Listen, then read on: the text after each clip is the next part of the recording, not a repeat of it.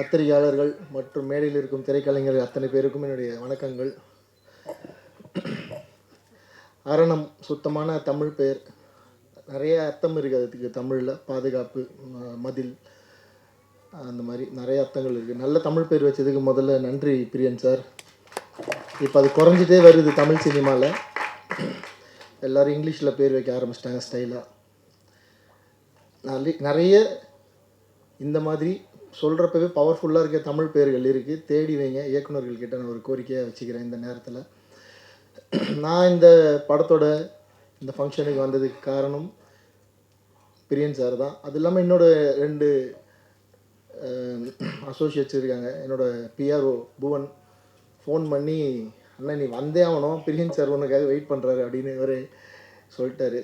புவன் சொன்னால் எதுவும் மறுக்கிறது இல்லை. ஸோ புவனுக்காகவும் பிரியன் சாருக்காகவும் and Murugan sir, MRT music, எனக்கு திரௌபதியும் பகாசுரனும் அவர் தான் பண்ணி கரெக்டாக போய் சேர்த்தார் மக்கள்கிட்ட. அதனால் நீங்களும் கவலைப்பட வேணாம், அவர் போய் சேர்த்துருவார் அந்த ஆடியோவை கரெக்டாக.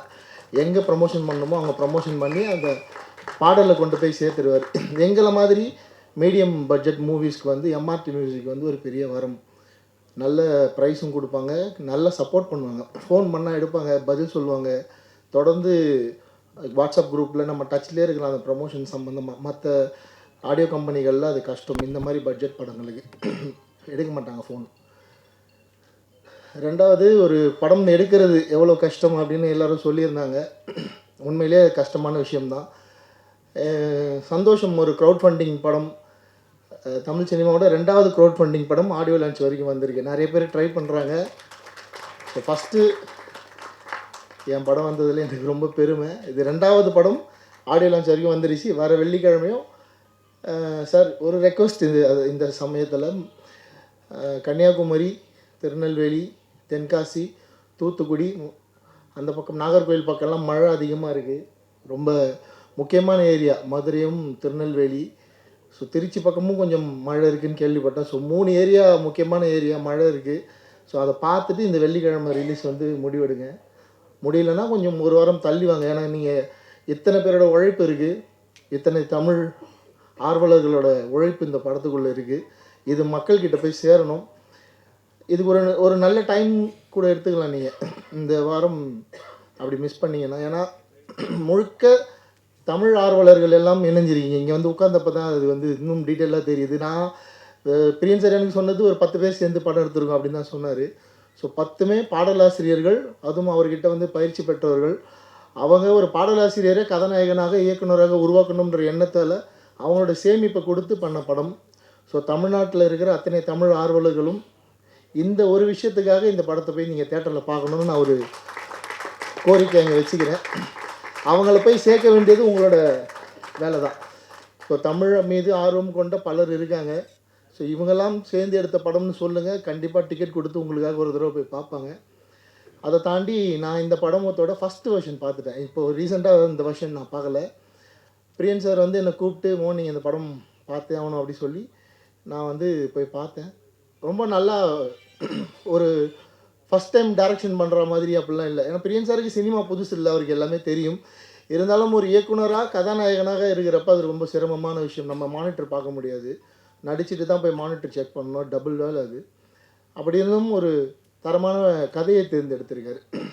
பர்ஃபார்மன்ஸில், அவங்களோட லொக்கேஷனில், பட்ஜெட்டில் எங்கேயோ சின்ன சின்ன தவறுகள் இருக்கலாம். ஆனால் நல்ல கதை, நல்ல திரைக்கதையை தேர்ந்தெடுத்திருக்காரு.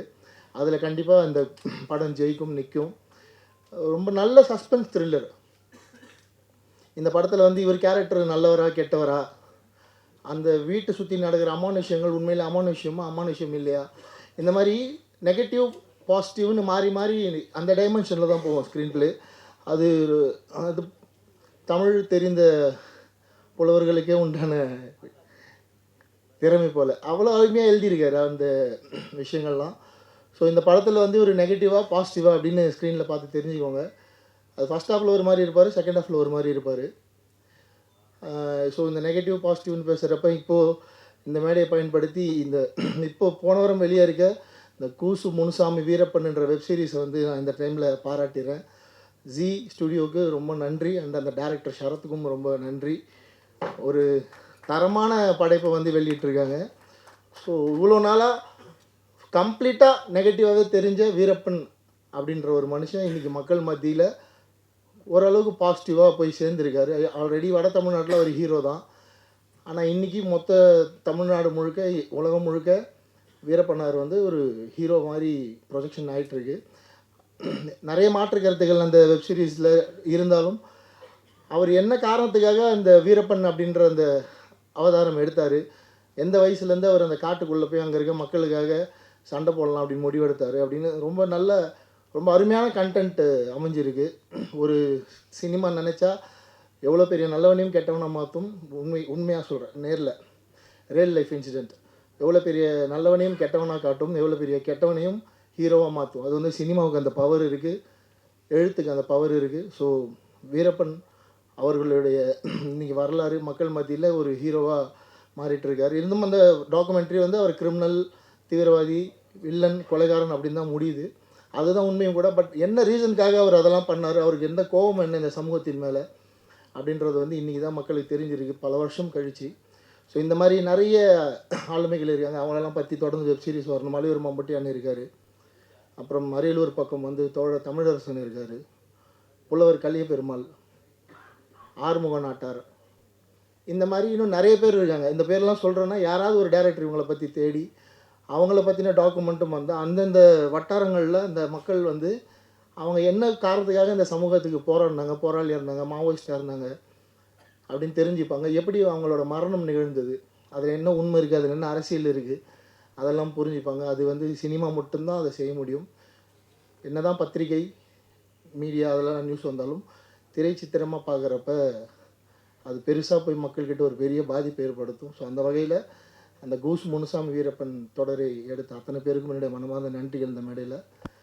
நெக்ஸ்ட்டு நம்ம திருப்பி அரணுக்குள்ளே வந்துடுவோம். ரொம்ப சந்தோஷமான தருணம்.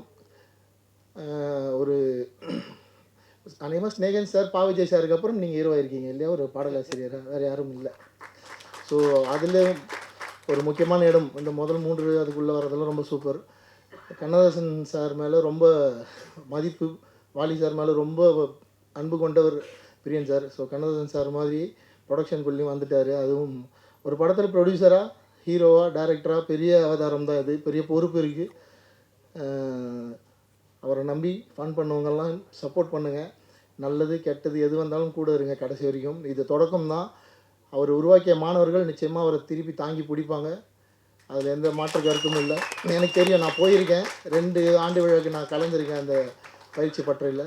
ஸோ ரொம்ப புது முயற்சி, புது விஷயம், இதுவுமே ஒரு முயற்சி தான். ஸோ நீங்களாம் அவருக்கு வந்து சப்போர்ட் பண்ணணும். ஹீரோயின் ரொம்ப நல்லா இருக்காங்க ஃப்ரேமில், விஷுவலில் பார்க்க. நான் புது ஹீரோயின் நினைக்கல, இப்போ தான் சொல்லி தான் தெரியும் அவங்க ஃபஸ்ட் படம் பண்ணுறாங்கன்னு. ரொம்ப நல்லா பர்ஃபார்ம் பண்ணியிருக்காங்க, சூப்பராக இருக்காங்க விஷுவலாக ஸ்க்ரீனில் பார்க்க. அண்டு படத்தை ரிலீஸ் பண்ணுறதுக்கு ஒரு மனுஷன் வந்திருக்காரு. அது இந்த காலகட்டத்தில் அதுக்கே தனியாக நீங்கள் அவருக்கு ஒரு கைத்தட்டல் கொடுக்கலாம். நிஜமாகவே ஒரு பெரிய விஷயம் அது. ஒரு கம்பெனி ஒரு படத்தை வந்து நாங்கள் ரிலீஸ் பண்ணுறோம் இந்த சிச்சுவேஷனில், ரொம்ப பெரிய விஷயம் அது. ஸோ அவருக்காக தான் நான் அதை சொன்னேன். இந்த வெள்ளிக்கிழமை, அதுவும் தப்பாக எதுவும் எடுத்துக்க வேண்டாம், மழை நேரத்தில் ரிலீஸ் பண்ணால் அந்த ஒரு ஏரியாவிலேருந்து வர ஒரு 10 லட்சம் மிஸ் ஆனால் கூட 3 ஏரியாவிலேருந்து நமக்கு 30 லட்ச ரூபா அடி வாங்கும். ஸோ அவரோட சைட்லேருந்து தான் நான் அதை சொன்னேன். ஸோ நல்லது கெட்டதெல்லாம் நீங்கள் அதை யோசித்து நல்ல முடிவு எடுங்க. இந்த வாரம் இல்லைன்னா அடுத்த வாரம் வந்தாலும் நிச்சயமாக இந்த படம் மக்கள் மத்தியில் பெரிய பேர் வாங்கணும். ஸோ அதுக்கு நீங்களாம் உதவணும். தமிழ் மீது பற்று கொண்டவர்கள், இந்த தமிழ் மீது ஆர்வம் கொண்ட கூட்டணிக்கு ஆதரவு கொடுக்கணும்னு வேண்டிக்கிறேன். தேங்க்யூ.